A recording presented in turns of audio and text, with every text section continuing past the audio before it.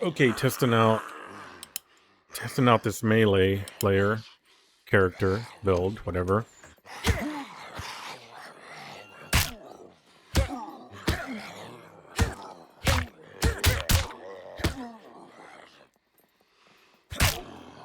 There's very oh shit specific things you have to worry about when you're on multiplayer because the enemies will move around a bit. For whatever reason, I don't know, netcode related, game code, I'm not sure. I'm leaning towards netcode, but I think it has to do with, having that really high level of precision when it comes to positioning of enemies. That along with, whether the game properly renders stuff as well too. Wow, there's two there. Okay. Let's see if I can't trigger one to wake up. Nice. Oh, okay, I'll take that. No, not waking up. So this character is pretty much melee only.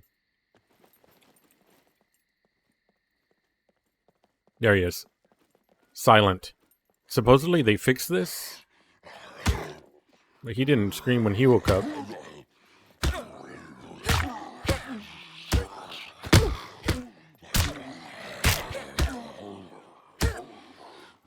I hate when they...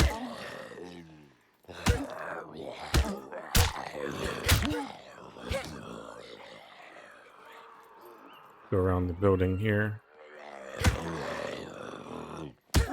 Oh, right. This is what I wanted to show. This works so much better on the stairs.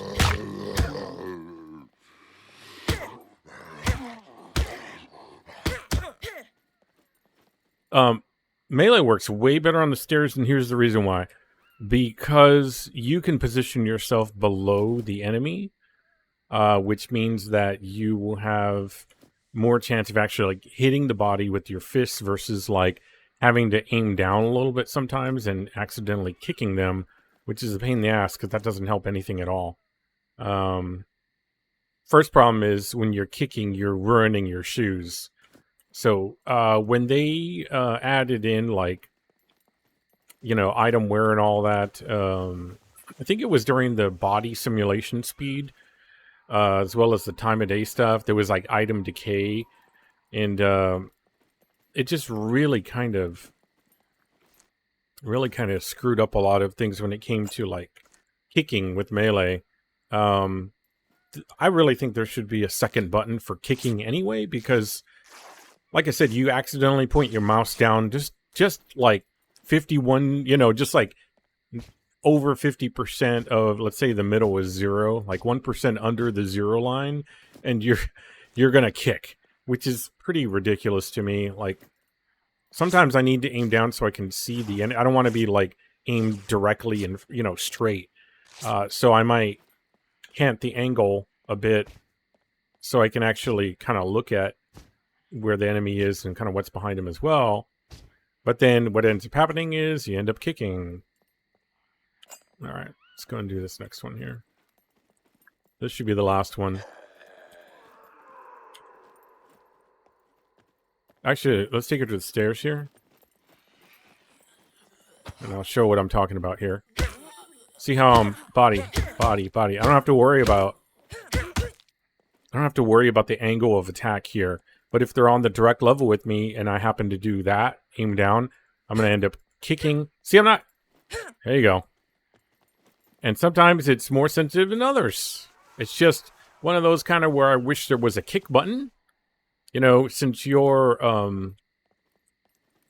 punching with the mouse button as it is, left mouse button. What about the right? Well, the right is blocked, but I really don't know anyone that actually blocks. And anyone that I have heard talk about blocking says it's really not worth it anyway. Get up. There we go. So yeah, the stairs, if you have an option for them, are amazing for punching enemies. See, I didn't want to kick there, but it's like the angle was just a little bit off or something. Oh my god. Whatever they did with the sounds lately, it's like everything's way above. I'll show you what my settings are. It's just everything's crazy. Ever since they tried to fix like zombies yelling through the bunker walls, everything's been whacked. So now it's like they raised the, I don't have no idea, honestly.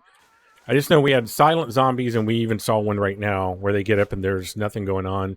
Supposedly that got fixed. And it still looks like they're kind of just doing the same. Well, I'm going to say that they really aren't, that they really did, that it really mostly did get fixed. And probably that one getting up the way he did was just no big deal, you know? It was just 1 out of 50. You can't really complain about that.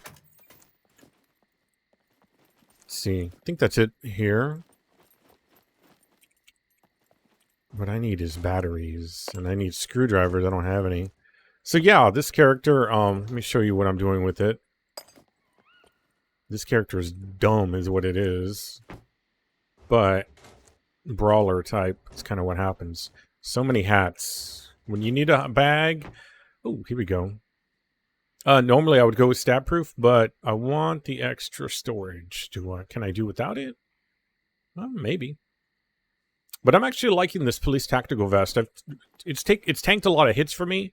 I'm too stupid to actually repair it. I don't have the engineering for it. Let me show you stats. So I just went advanced on brawling because forget trying to build up to it. It's going to take forever.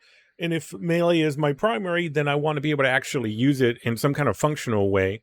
It still takes a lot of hits to take a zombie down. I think they really should think about increasing that. I don't know what's going on with that, but one of the bigger problems too is the teleporting around, or like you kind of have to like back the zombie into a corner so it can't teleport around, you know? Nothing else. I have no skill in everything else. Melee because I struck something a few times. Running, no skill. Advanced endurance in order to refill your stamina. And I'm going to tell you what, having a high con max endurance kind of thing seems to also help with the speed of like, healing up. Dex, no skill in everything except for stealth. What that helps with is just so other zombies may not hear me if I'm near them, and I have to, kind of walk near. It's just really helpful since I'm not doing any ranged. And then medical advance because you're going to get hit a lot. The only downside is you really need to work your engineering up so you can actually repair your armor. I can repair pretty much everything else, but I can't repair armor. And you're probably going to want to wear armor. I mean, I don't know. It's up to you. Maybe you don't want to, but that's about it. Just wanted to show some of the melee. It is possible. It's just very annoying because if you're not very skilled with the melee and, if you're not ready to predict where the zombie may end up, they're going to end up teleporting all around you on the, different areas of the ground. Here's how dark it is right now. So right now players have to go and disable these jammers on the server that are, quote unquote jammers, they're basically disabling global and squad communications as well as the map. And until they do, then it's going to be like this. Well, the darkness is only doubled, but we already have like a 3 hours of darkness real time. We do a 1-to-1 and so now it's 6 hours. So I expect a lot of crying because usually for only like 1 or 2 players. And my answer to that stuff is usually, well, play. I mean, there's a lot of servers out there that already do the same settings. You're more than welcome to enjoy the game and how you want to play it. And if that means that the settings here are just not up to par with what you appreciate, then I think you have your answer. Like, I don't want to say the things that that I could say, but you get the idea. Let's do this one last. There we go, backed against the wall here.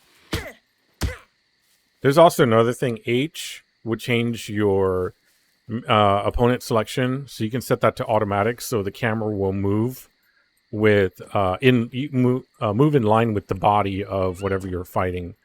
So that can help out too. If you have a problem with targeting, it's good enough. I'm going to pick a couple of these lockers, but you really don't need NVGs. There's a lot of ways to light the area. And even now, I can pretty much see, you know, let's be fair here. I can pretty much see. It's just, there's more of a convenience factor of like, you know, how inconvenienced you want to be. And some players really just don't want any inconvenience whatsoever. I can't blame them, but that's why there's also quite a lot of servers available to play on.